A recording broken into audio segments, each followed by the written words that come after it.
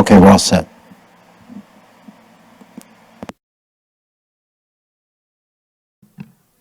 Okay. Good evening, and I'm Brad again from Community Development. I just wanted to introduce what tonight is about. As Hugo just mentioned, this really is your opportunity to prepare what you're planning to share with the City Council on January 21st. So our intention here is just to be able to support. So you have some material in front of you, and also in front of you is the actual building of the PowerPoint and the presentation for the presentation. So there's a few things that are in front of you to help, one of which is obviously the adopted goals, so you can refer to those in terms of building your remarks, and also the outline that Glenna put together prior to the end of the last meeting. And then obviously you can see that you also determined who would be presenting what for the council meeting. And then Sherry Stinson can't be here tonight, so she shared an outline of some of her thoughts of what could be possibly incorporated into the presentation as well. Good evening, Kevin. So I think at this point, I'm not sure if you all, want to just jump in and do this as a group, have somebody kind of running the show. But as I said, this is really your opportunity to put together your presentation, because you're going to be the ones that will be sharing the conclusions with the council in a couple of weeks. So with that, I'll just turn it over to whoever wants to start, maybe at the very beginning of some of the folks who are listed in the first module, and start to think about what you want to say and how you want to reflect it in terms of slides. What I would say is I wouldn't overemphasize the number of slides. It's really the quality of the information that you're trying to present. I think the council's really interested in hearing about your experience and what led you to the conclusions that you drew in the report. And so just take that for what it's worth in terms of how you start to characterize what you want to say to them. And if I can just say for the record, because we do have to accept public comment, there is no one online for public comment and no one in person. So you're good to go. And you said Aaron is coming? Just a few minutes late. Okay, great. Happy New Year, everybody. I almost feel like this is one, can we all turn our mics on? And then that way we don't have to keep going on and off, or does that go crazy?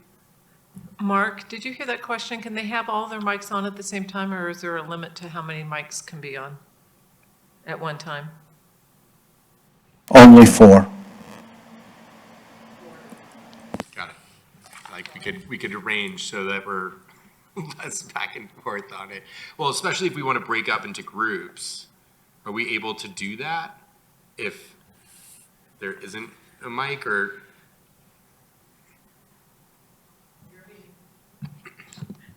If that's what you want to do in terms of providing the best work product to the city council, we'll have that happen tonight. Okay, great. I think that's probably a part of it. I think I enjoyed reading what Sherry put together. I mean, does it make sense for us all to kind of just have an open dialogue, kind of going through the outline again, and then maybe coming up with what's the next steps? I do like that you've created the PowerPoint that we can populate. I had an opportunity to meet and talk with Corey, and we worked on some PowerPoint slides for ourselves that we could submit for our part of this. And I feel like we could kind of each do that potentially in a little bit of a silo of creating some slides that are submitted for when and if you wanted to have a slide. But like you said, I don't know if it's necessary for a story or something like that to have slides. Yeah, just to be clear, our intention for your work tonight was you would have your completed PowerPoint, you would all be familiar with it, and we would walk out the door with the PowerPoint completed, if at all possible. Wow. Yeah. And if I could just follow up on that, the reason is that this goes into the packet for the January 21st, and that's actually, we've extended it so we can get it in on Monday. But yeah, we need You to. really need it Yeah. as soon as possible, but no later than really tomorrow, so it can go in on Monday. I understand the willingness, the want for tonight, but it's also a ambitious goal of cramming for the presentation for all of us, or the people who are here in this room.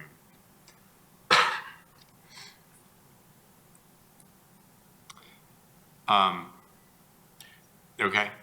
Can I ask a question? I just noticed here that under development initiatives for missing middle housing, the words "if affordable" were removed since the final draft that we last got, allowing multiple units in small apartment buildings in certain zone districts. I'm sorry, Jake, what are you looking at? On the final draft of our recommendation under development Yeah, initiatives. these were what you adopted at the last meeting. Yeah, These came from Glenna, so, from Glenna. from Glenna, Oh, okay. yeah. I so- just did the if affordable part get removed or? Because the final draft that we had in the email we were sent said if affordable. And honestly, this, I already was, kind of had some concerns with this because I was, I tried to bring up upzoning in the November meeting and I think we decided that it was off the table and we weren't going to talk about it. And then it kind of ended up in the draft, and it seems like we only barely touched on it in the December meeting. So, and I'm just noticing now, it looks like the words "if affordable" are out. Is this on the missing middle bullet point? Yeah. So, I mean, it says it in the next sentence. I think we worked on this sentence. Is this the sentence we worked on? I'm not necessarily remembering. So, allowing multiple units in small apartment buildings in certain zone districts, require a meaningful percentage of the units, such as 25%, to be affordable or pay a significant fee in lieu. You wanted it to say if affordable and then if affordable again? I'm just hoping if this is getting amended, there's like some kind of process to it or something, because I know that, I think it was an email from Glenna that she said she had spoken to Corey, and Corey put the words "if affordable" in there. And now they're gone. Where would if affordable be in that? This is what she sent After the, it sent was us after, the meeting, that these were what you adopted, so. because the last final draft we had emailed has the words "if affordable" after the words "certain zone districts," so I'm just. But was the second sentence then the same, or was that second Yes. sentence Yeah, 'cause- changed? well, I have it right here, just. If affordable, and then required to be Right. the It's meaningful just- percentage. It's like I don't remember that changing. I don't know why. Interesting. I do think that with it in the next sentence that there's some coverage. It's not. I don't. It almost is like you'd like to read it like it's all in one sentence, not one sentence in the second sentence, or have the redundancy of the if affordable. Yeah, I guess, yeah, I was just curious where the change came from, so. Okay. Thanks. I can say it wasn't from staff, so. Sorry. It wasn't from staff. We just Okay. took Glenna's outline as the final draft. Gotcha. Or the final recommendation, so. Okay. I'm sorry, I can't answer that. Okay, thanks.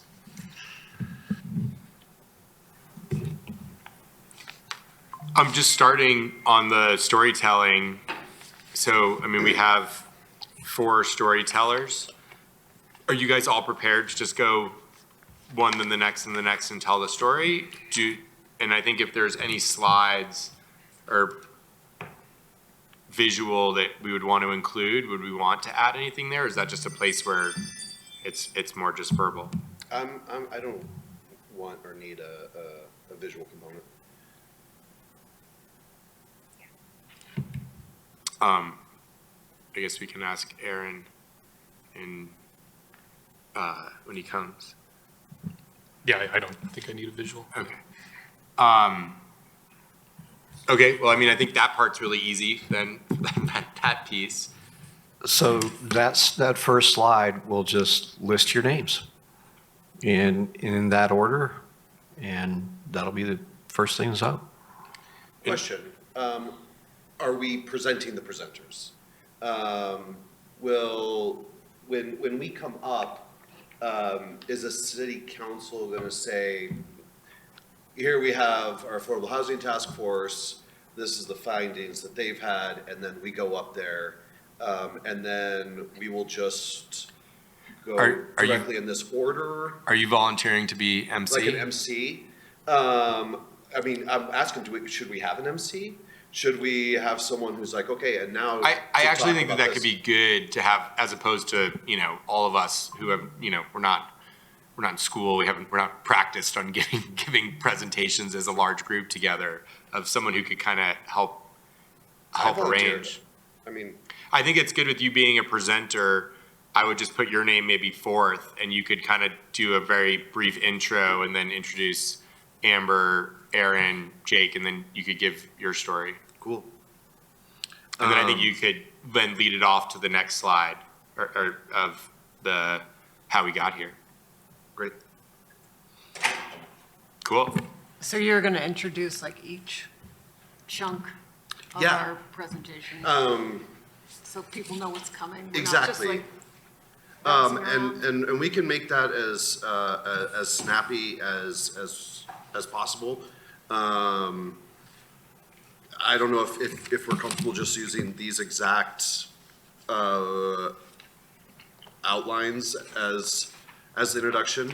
And now to explain how we got here with the data, I'd like to introduce Sharon Hugo. It could be as simple as that, or it could be more verbose if need be.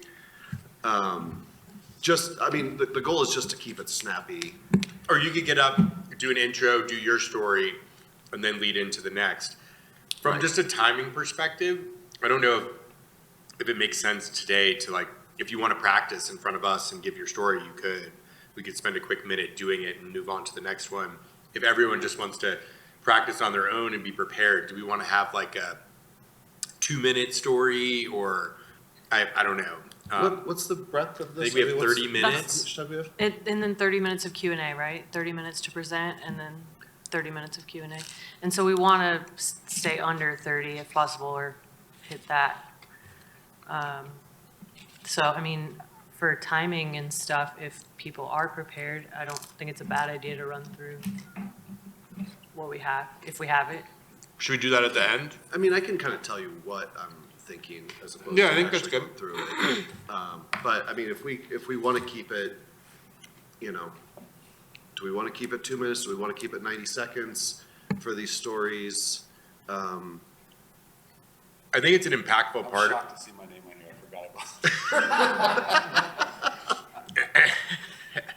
You don't have a story? You don't have your story? I will have a story. The other thing is, as far as doing like an MC thing, I don't know how necessary it is, because we could just have, one group introduce the next group. Pass to the next group. Yeah. That would probably be easier. I think that works too. Okay. So yeah, I'll gladly, I can gladly be the last one on the opening to introduce the next group.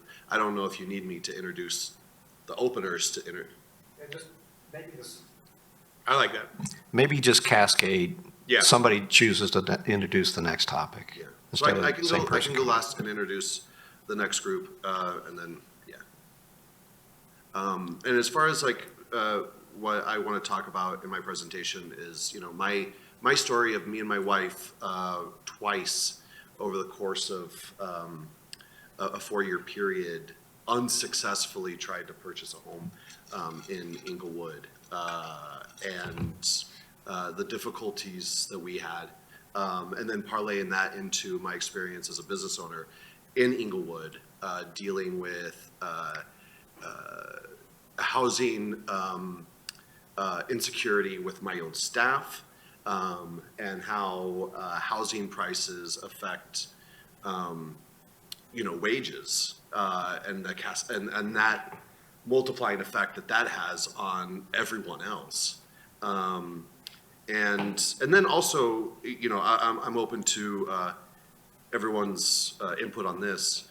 As a business owner in the downtown strip, we're all dealing with, we would all love to have more density around that area. We would all love to have more people, to have a more vibrant downtown, which I think would benefit the city as a whole, not just from a cultural aspect, but from a tax revenue aspect as well. I don't know if that comes off as too self-serving, but it's a reality. You know, if you talk to anyone who owns a business down in that area, like foot traffic is bad. It's bad, and we just would love to have a more vibrant community. So So this opening, the storytelling bit, it's our why. Oh, about that. And I'm sorry for being late, everybody. I think that's great wise that you hit there. Yeah. I have a question. They were asking if we could break up into groups. Would this be easier if we were on different sides of the table talking and going through it first with our small group? That way everybody can get an idea on timing. Because I doubt y'all know exactly how much time it's going to take for each section yet, right? No, So if we go into our groups and just focus on ours and then come back together, it might be. I think that we definitely should do that. Easier. Maybe we spend the next 10-ish minutes just kind of going through it once of like a general outline though.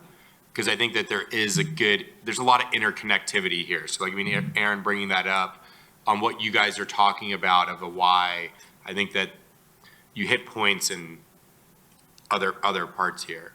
But yeah, I think that if you want to come back later to your why, and your why, and your why, we could do that.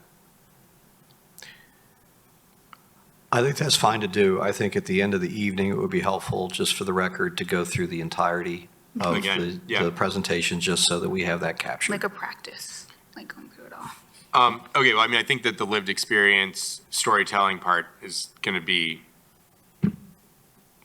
very good. Maybe 10 minutes? I don't know. You could write that down. We could, how we got here.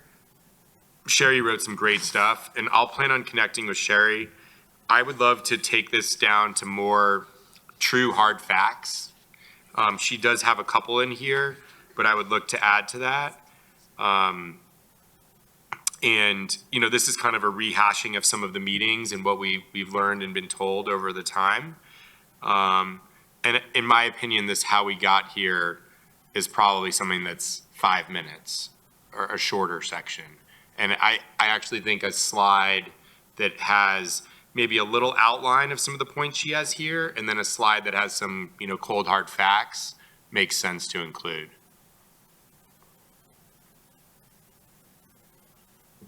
So it sounds like we're landing about 10 for the storytelling section and then 5 for the remaining sections to bring us to 30. Like the other 4 sections would end up being about 5 minutes apiece I think so. if we put 10 on the first one. Just Yeah, trying to ballpark. ballpark like where we're shooting for, yeah. And inclusive of like transition time, it just eats up the clock. So like, I know, Kevin, you correct me if I'm wrong, but like, I feel like ours could certainly be shorter than 5. For sort of the challenges and the internal concerns and things like that. But I keep it as tight and concise as Yeah, possible. I do think that for the how we got here, you know, maybe 2 or 3 slides would be beneficial of a little rehash of some meetings and then data, and hitting high level. The next section is the driving force behind the recommendations. I assume it's something you can get up and talk about, but I also think it's probably something that a couple bullet points or a few slides make sense too. Yeah, 1 or 2, I think. I think what we had talked about last time was really like, from my perspective, it's like,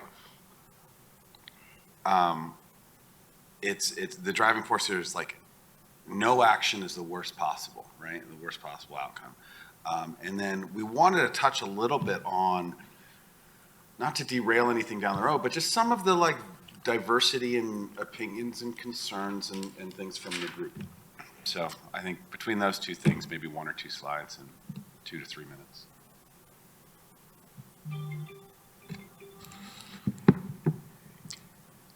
So as you're working in your groups, I don't want to be the bad guy here tonight, but I guess I'll play that role.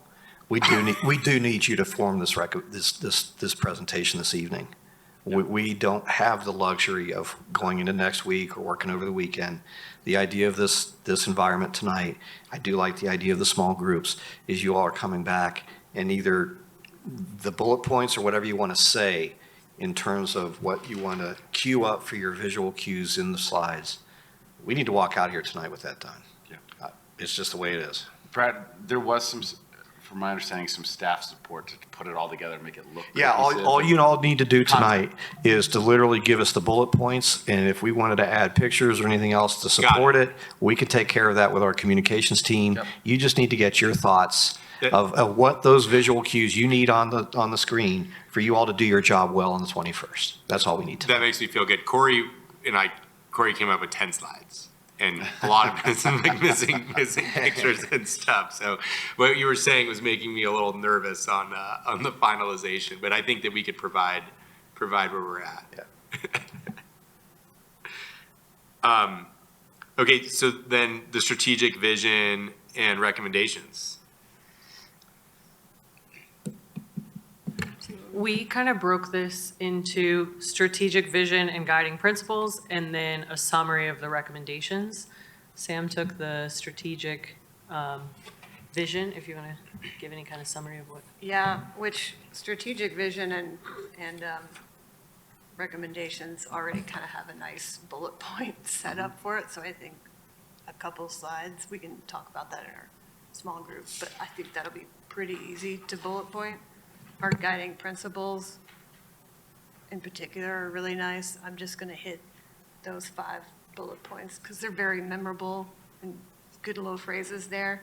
So I'm just taking the highlights really of what we've talked about that's written here. And just, we debated a bit about strategic vision. Like, do I really need to Read it. verbatim say that? It's kind of important.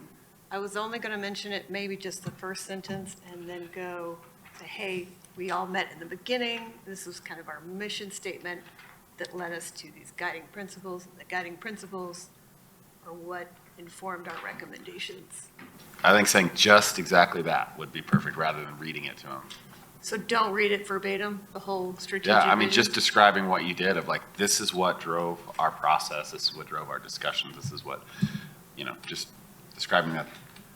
That's how we used the strategic or the guiding principles. Yeah, so it's more like telling people this was our process. Yeah, If that makes more sense, less verbatim I think so. and hit the high points. Okay. And we timed ours, so we're at type 5. We're good. Type 5, like it. Yeah, I think we'd probably land about 6 with like, I think that's good. Yeah. change up, like. Yeah. Awesome. I just wanted to say that the strategic vision, obviously it's in the report. I also drafted a staff cover memo just to introduce this item for the 21st. I included in that information as well. So I'm sorry, for the recommendations, we're not reading all the recommendations. I like, this was a little challenging, but I boiled it down. It honestly, I feel like I hit the high points of what we all agreed on. I wrote it all down, because I was like, to keep it tight, I think I need like a script. So I can read it to you, what I summarized for our recommendations if you want. I think we do that At the end? I think when we go we'll through run it, the I think end, we, so let's Yeah, break up yeah, into yeah. small groups for a few minutes. We'll figure our And slides then out. you could think of your slides and then we could run through it all one time. Makes sense to me. The closer of what's possible. So, Corey and I spoke and he made a PowerPoint to kind of start. And on the left hand of the PowerPoint, it's actually kind of cool. He has all of the recommendations. And on the right hand, he has what is possible. So small lot development, and he has facilitate partnerships of developers, expand ADU, leading to a result, an opportunity for new affordable homes within established neighborhoods of Englewood. What is possible with small lot development and sales, what is possible with market rate multifamily, the opportunity to create affordable rentals and tenant equity vehicles, the preference given to Englewood residents. So we went through a lot of this, what's possible for kind of this recommendation would lead to this. And so I think that between the two of us, we can come up with a 5-minute presentation. I don't know exactly where we go with these slides. I think that they need substantial work to tighten. You don't have to say everything that's on the slides. right? Totally. Like, they're gonna have this presentation, and so, you can kind of give a summary or, I think just them having the slides will be enough. Yes. And I think that really in the what is possible is kind of showing how somebody or a partnership could develop a small lot and bring more units there. Showing how you have a good mix of affordability within new development. Showing how public-private partnerships could work and how there could be more of them in the city. And showing how there's ongoing initiatives. I think a big piece of our what is possible is that the job isn't done, and this is a call to action to actually put these recommendations into practice and see change and things actually happening. And an ongoing group or, the full-time housing coordinator, and how those resources can benefit Englewood. Okay. Cool. Are there visuals? Yeah, so And he has on the sides? pictures and he has places where he wants to add pictures. He sent this to me at about 3:00 today and I had to pick up my kids and was running around. So I didn't have a lot of time to tinker before other than just kind of review it. And this is from the meeting that him and I had together where he wanted to take the first stab at this. But I think that we can come up with a handful of slides that can show some pictures of what's possible of lot development, of affordable supply, and I think that or we can give a cue of we're looking for this type of picture here. Well, if he has them, we can. Yeah, he has some of them, and others it's more of a cue. Question, are we going to be handling the slides ourselves? Insofar as like switching them over? Yeah, you'll have a remote up there that you can advance the slides. Perfect. You could be the Pass trigger it. guy. We're passing it around. They're used to that. That's not a problem. Okay. Well, and just to remind you, you'll be in council chambers, so you'll be actually, I'm assuming they'll be at, well, are they going to be at the lectern? I guess that's up to you guys. There is a table there that you could kind of, anyway, you can think about I it. think that table up front is probably better suited, right? Isn't there like a, Yes, there's a table, like, would we be facing city council? Yes. Okay.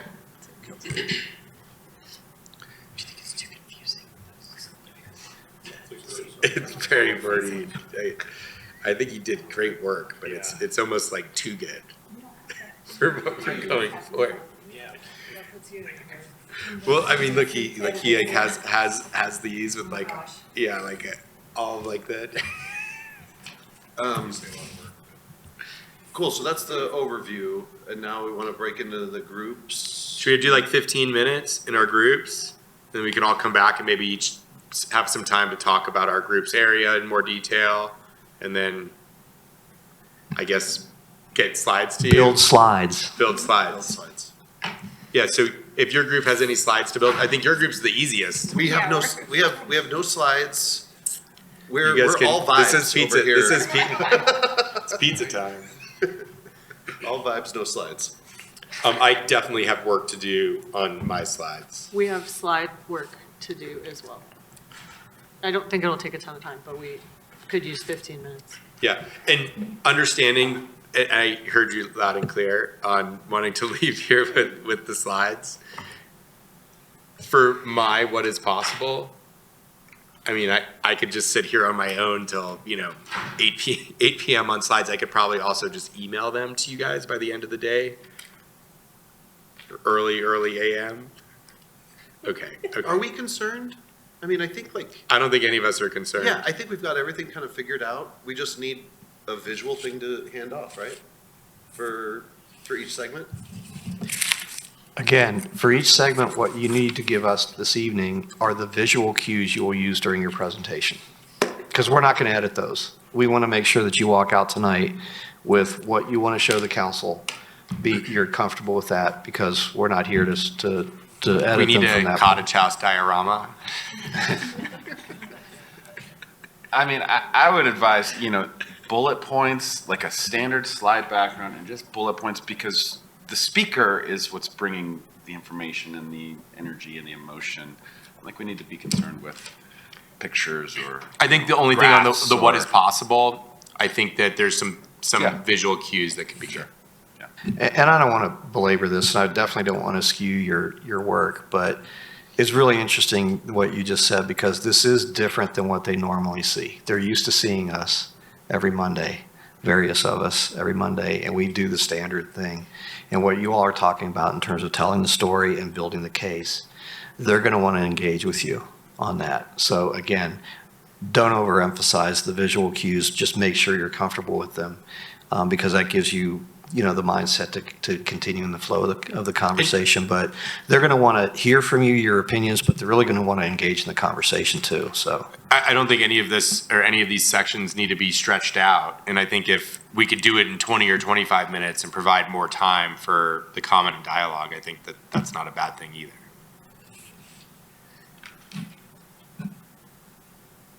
Okay. Does anyone have any anxiety as far as public speaking, as far as like, do you, well, you're I'm a speaking, teacher. you're speaking.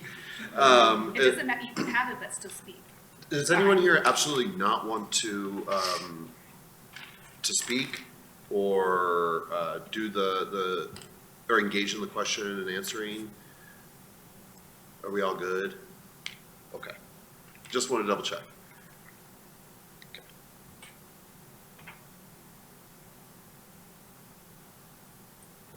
I think that's a great question. I'm curious about how the Q&A goes, like, and how we handle that. If we could spend a few seconds talking about that, then I would feel more comfortable with that That's what event. I was wondering about that. Like, do we They're not gonna choose someone? point to each of us and say, you Yeah. give us your idea about this. It's gonna be a question. And that's got to be a little at different for large. them too, where they're used to asking a question to a presenter, Right. not to, 12 of us 12 up there. people. Yeah, I don't think they'll single people out. They'll ask questions to the group. And what I would just say is if somebody has a cogent thing to offer, you offer it. I don't think that every single person needs to answer every single question. So you need to just be a little bit strategic in your own mind. That person made my point, I'm good. Or I'll save my I'll keep my powder dry for the next one. Just, that type of thing. If you have something to say to them, share it with them. But they're not going to say, Jake, what do you think about this? They're not. I would be very surprised if they did that. They're going to ask the questions to you as a group and as a body. Well, and correct me if I'm wrong, Brad, but I feel like our recommendations are the representation of the task force as a whole. When we answer questions there, we're speaking for ourselves as members of the task force. I don't think anybody needs to feel like I'm speaking on behalf of the task force in these Yeah, individual. you're representing your contribution. Yeah. Yeah, Yeah. definitely. I think just to finalize your question, I think if they do ask us questions, that we should all, kind of maybe have eye contact and you could we could use the old raise our hand method, and if multiple people have things to say or that they want to add, I think that we could do that. I mean, we've kind of gone through a lot of this process that way anyway, where if someone has something to say, are we gonna have these? Yeah, so we'll have to raise our hand to turn on the silly green light anyway. Yeah, and I guess it might occur that multiple people can answer or want to answer one question. So I guess as long as we're all cognizant of that, doing the Yeah. eye contact thing, we can say, hey, so-and-so might also want to chime in on this and just make sure everybody has, Because will there A be a chance, place for all of us to sit, or we all gonna be like in a? We'll definitely work on that, but yes, you'll either be in the front row, the combination of the table, or somebody at the lectern, but you'll definitely be facing the council and have the opportunity to be very proximate. And we obviously want all of you up front for being able to do that. I think if we could get a table in place of the lectern so that we could have a few microphones, it would be ideal. Yeah, we'll work on that. Should we take just a few minutes for group time?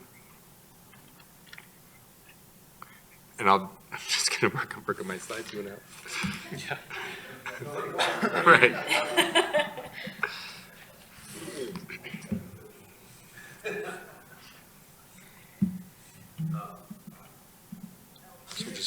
We're working on our groups as these.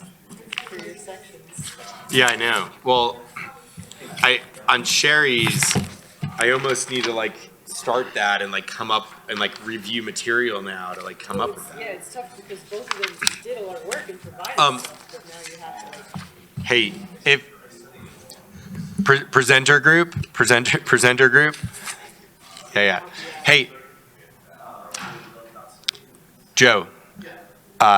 If you guys have time and want to find some good data nuggets from maybe even the really the affordable housing. What's the main report called? The root policy report. I think that would be great. To put into what? Into my PowerPoint. I'm gonna work right now for the what is possible because I've got like a framework, but then I then need to take Sherry's. I'm on 2 sections and I'm not alone. Yeah. Are we doing microphones right now? No, I don't know. no, not right now. Okay.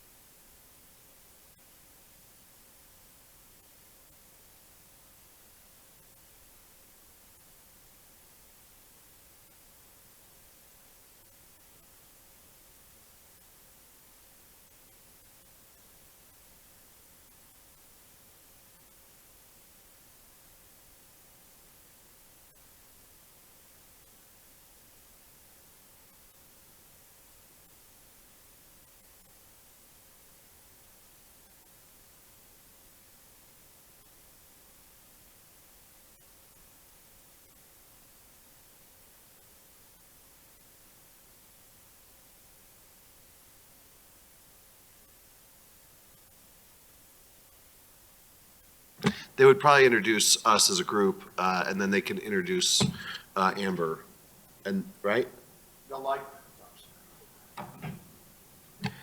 The mayor will likely introduce you all collectively, so I would suggest you introduce yourselves as you start your first part. As the. Are you still playing, I've lost that track, so are you guys not having a facilitator MC now? I thought we were just going to hand off. Right, but when it first starts, the mayor's going to welcome you all as a group, so just introduce yourselves as you start to talk about your own individual. That's what I figured, Yeah. right? Yep. And then for the rest of the program, you can cascade off, and then people just continuously introduce themselves the first time they speak. Yeah. Okay. So Amber would be the first one to say anything. Yeah, since this is public record, at some point, we all need to say our name and our, like, address or something. Should we get that out of the way at the top, or no? No, this is not a public hearing, so Oh, you're not under the obligation to share your address.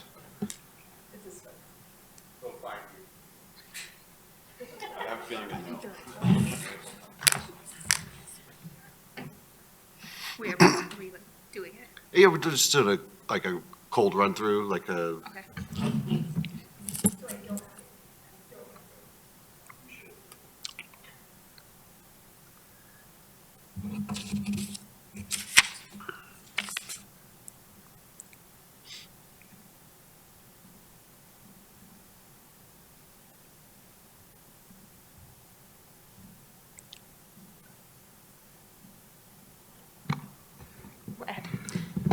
All right, I'll just read through what I have.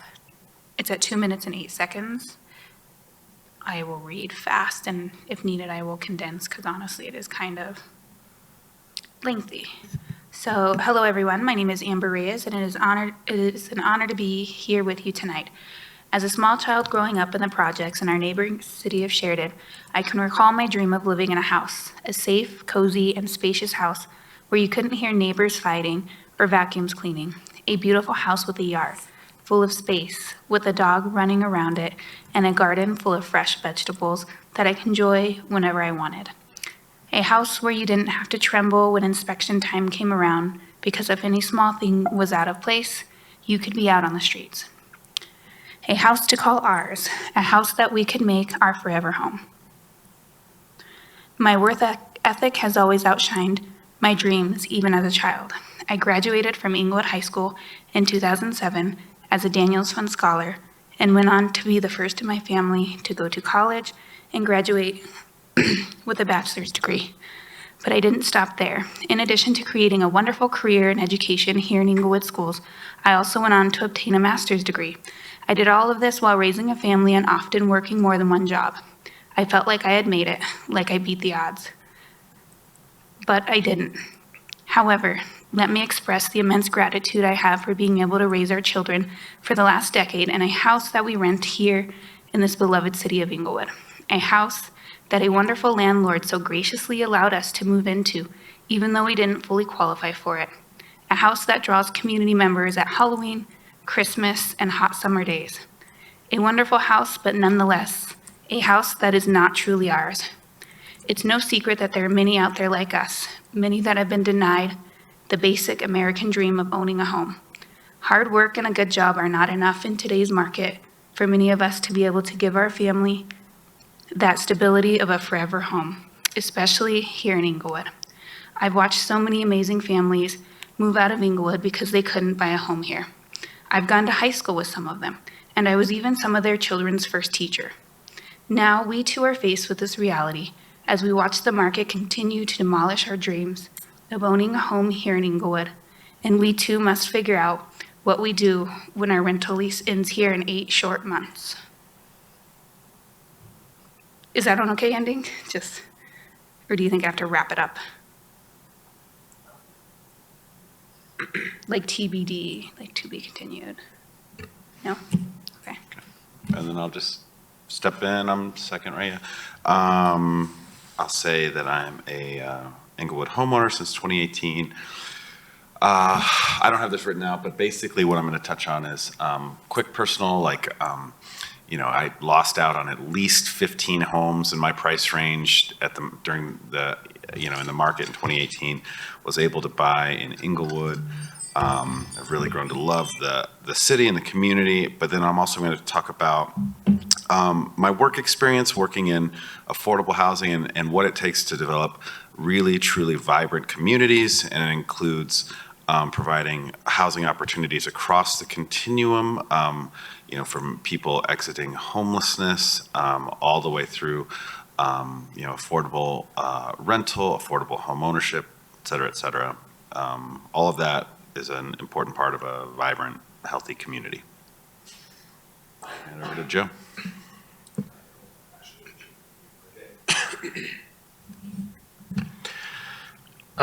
So my name is Jake Gilbert, and Nancy, can you look at your email? Thank you. Sorry, go. no worries. Okay, so my name is Jake Gilbert, and I've lived in Englewood since 1996 when I was 6 years old. And at that time, my parents moved here from Indiana. They had left everything behind and moved here with just like a U-Haul. My dad had a part-time job, and my parents rented a single-family home for a few years. A few years later, they bought it for, I think it was like $120,000 or $130,000. I'll need to look it up. But at the time when I was growing up, Englewood was really a working class community. Lots of intergenerational families, many like 3-generation families living in Englewood, each with their own home, and people who had graduated from Englewood High School had their grandkids going to Englewood High School. A few years ago, my wife and I, with our at the time 2 kids, bought a very modest house in Englewood, but unlike my parents, we needed help from my in-laws to get a down payment, and we compromised a lot on a very small house, and my kids all sleep in the same room, which was not how I grew up.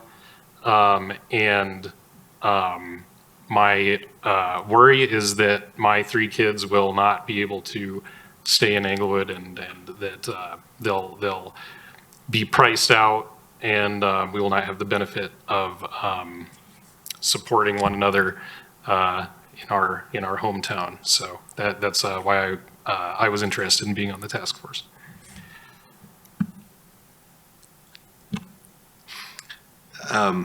My name is Joe Phillips. I'm a local business owner here in Inglewood. I'll kind of go over, I don't have it written down either, but I'll go over everything that I kind of spoke of at the top of the meeting in regards to my personal experience trying to buy, but mostly in regards to my employees and their issues trying to find housing, and also how rising housing costs affect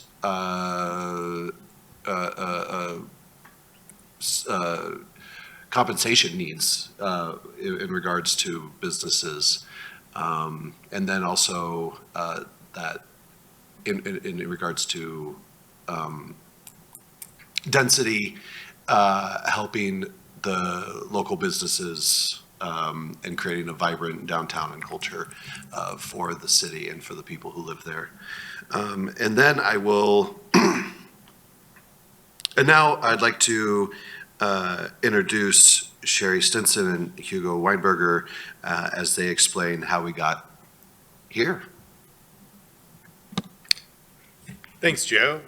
Over the past 12 months, we have learned a lot. We had the opportunity for really our first 6 meetings, or even 8 meetings, to have different groups come and talk to us, including the city and learning about properties the city had that could potentially be developed. We learned about Englewood's housing needs assessment, and how Englewood has immediate need for a diversity of housing options, additional affordable rentals, starter homes priced at $300,000 or less, and additional resources to help stabilize existing Englewood households with unique or disproportionate needs. We got to learn a lot about what others are doing. We had somebody speak to us from Habitat for Humanity. Habitat for Humanity is doing X. We learned about Host. They're doing Y. City of Longmont's inclusionary housing program is doing all kinds of great things. And then we learned a lot about low-income housing tax credits and how those subsidies are applied. We learned about community land trusts and how they could benefit and provide a model for affordable home ownership. We learned a lot about, so I'm sorry, I'm just completely winging this, but I think that this would be the time where we kind of go through what others are doing in maybe a little bit more detail. And then I think the next slide would be, we learned a lot of key data points that are, show how dire the need is today. And I can rally off a whole bunch of data points and have a slide for that.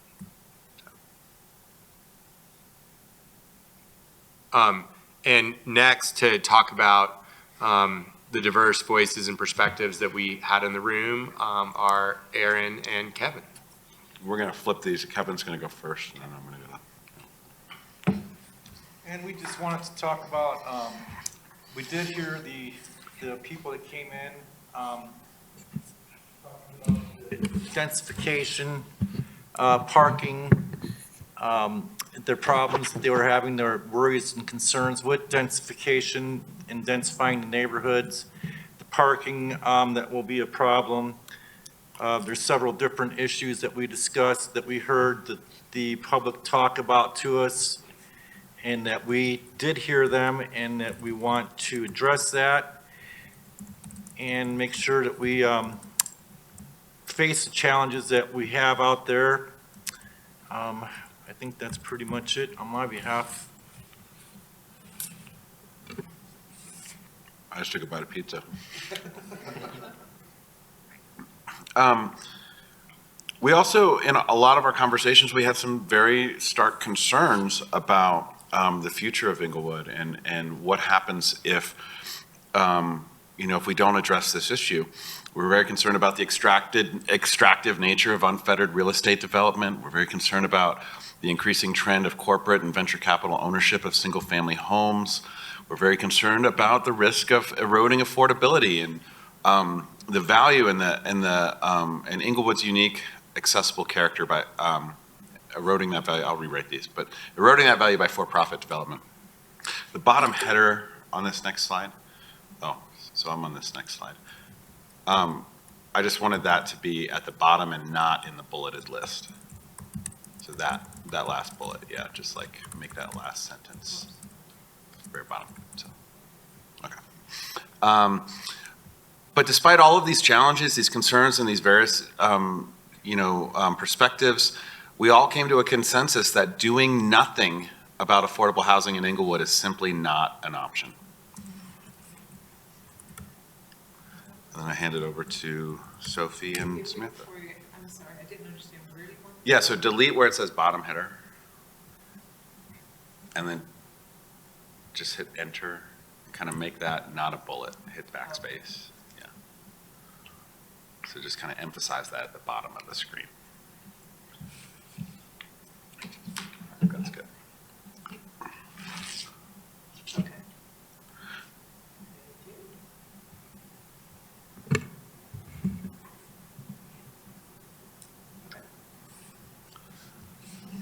And we're introducing ourselves briefly each time? Okay. I'm Samantha Hurst. I'm a homeowner here in Inglewood. And Sophie and I are going to talk about strategic vision and recommendations. I'm not going to read the strategic vision verbatim. I'm just going to mention that it is something this group came up with about a year ago when we first met, because as already been talked about briefly, we are a diverse group. We have different backgrounds, different incomes, different jobs, different perspectives about affordable housing in Inglewood. So we did come up with what shared values we did have, and that became our strategic vision, sort of our North Star to create our recommendations. And to get to these recommendations, we came up with some guiding principles to give to City Council.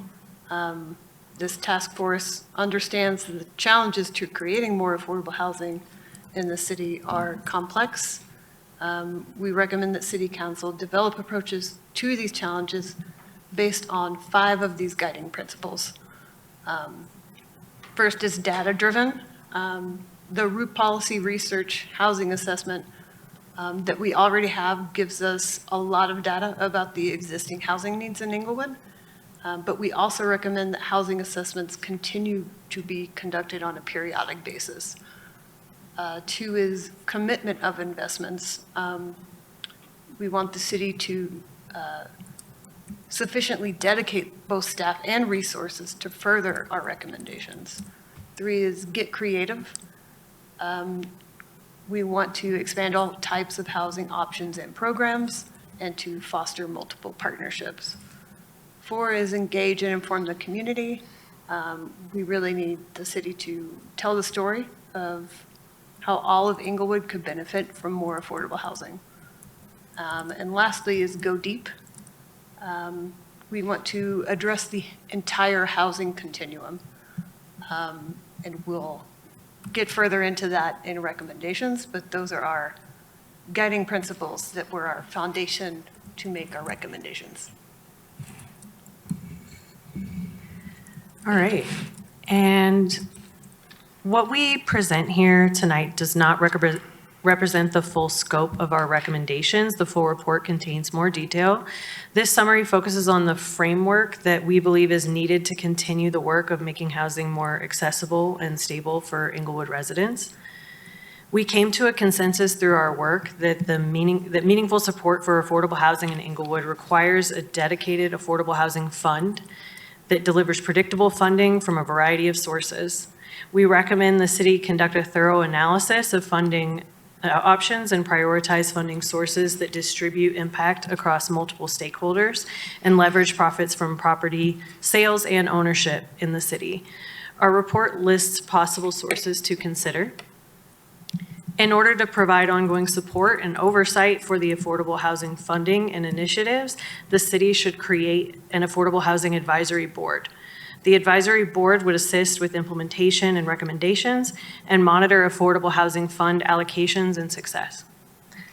We also propose establishing the full-time role of affordable housing coordinator, who will conduct annual reviews, champion affordable housing initiatives, facilitate public-private partnerships, and provide information, oversight, and support to the advisory board. For developing new affordable housing build, we recommend continuing to streamline city processes related to the development of affordable housing and to continue to foster partnerships with developers. We recommend requiring developers to designate a meaningful percentage of units in new multifamily developments to be affordable or a significant fee in lieu be paid. We recommend expanding opportunities for lot subdivision, cottage house development, and diverse housing types in the city. The city should explore ways to provide and connect Inglewood residents to housing assistance, such as affordable homeownership programs, temporary rent or utilities assistance, and other resources that encourage housing stability. We should find ways to prioritize help for residents with children in Inglewood schools or other relevant ties to our city. Creating infrastructure for housing policy and support in Inglewood will position us to respond to housing needs in our community into the future.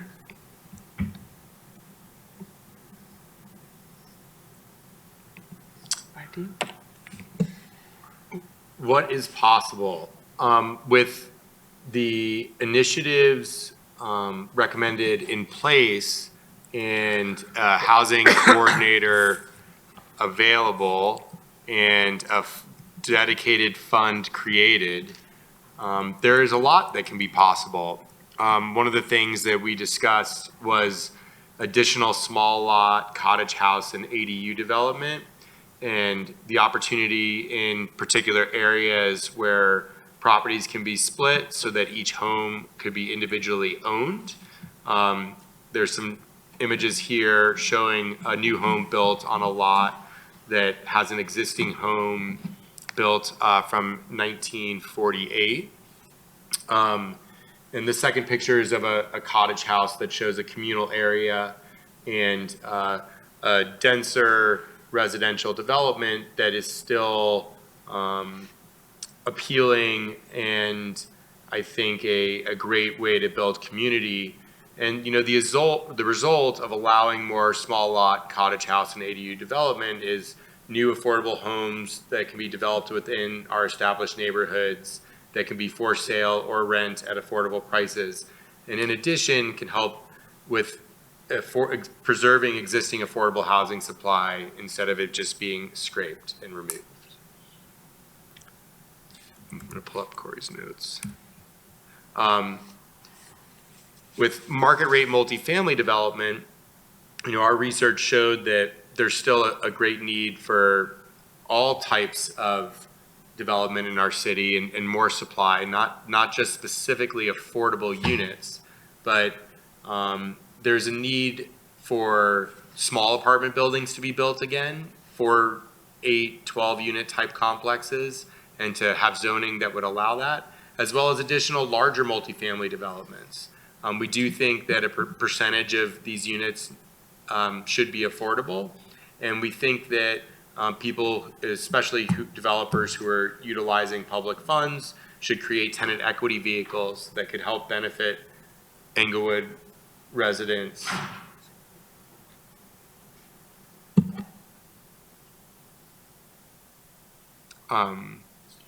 Yeah, no problem.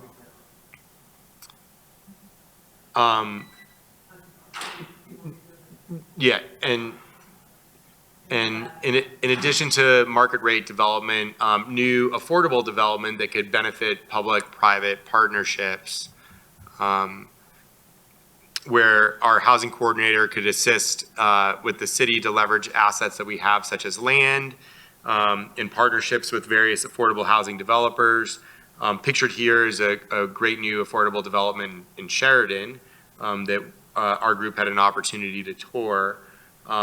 Working with land trusts like Elevation, organizations like Habitat for Humanity, as well as Colorado's Division of Housing and CHAFA, we can tap into potential funds that exist in our state through Prop 123 and other programs that can help unlock opportunities for more affordable rental, home ownership, and supportive housing developments that can benefit Englewood residents. And then ongoing initiatives to continue to support affordable housing. You know, this is an ever-changing problem. We have a great local group with innovative housing concepts that runs the City of Englewood's affordable housing program, and can help address and help place families in new units. And you know, the City of Englewood's the Home is Key program that is helping support different other affordable housing initiatives in the city, with the result being that we can continue to support affordable housing needs as market conditions change and challenges arise.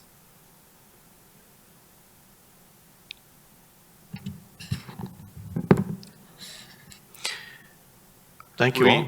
Go ahead. We now love to hear any questions that you have for the task force. So I'd suggest just adding a final slide, says thank you, and then say questions and discussions on it. So that'll cue the council for that portion of it. The only thing I would say is terrific across the board. Some of you didn't introduce yourselves, so just try to remember to say who you are and what perspective you represent.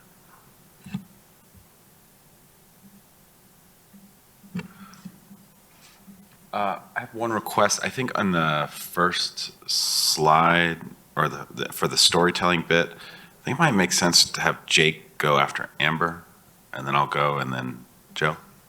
Just kind of feels like a better progression that way.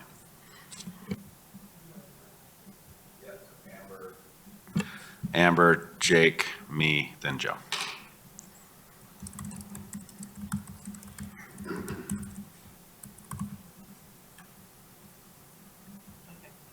And then I'll add. Hugo, I'll add that Chapel logo Yeah, that you sent me for your slide. perfect. Awesome. I think we all can practice a little bit. Yep. I'll send you Sherry's slides. Yep. Send them to Nancy. Before you pack up and go, I do want to take you all into the council chambers and have Mark maybe go through what we need from a technical perspective, because it's a little bit different than what we talked about earlier. So we'll end with that. Thanks, everybody.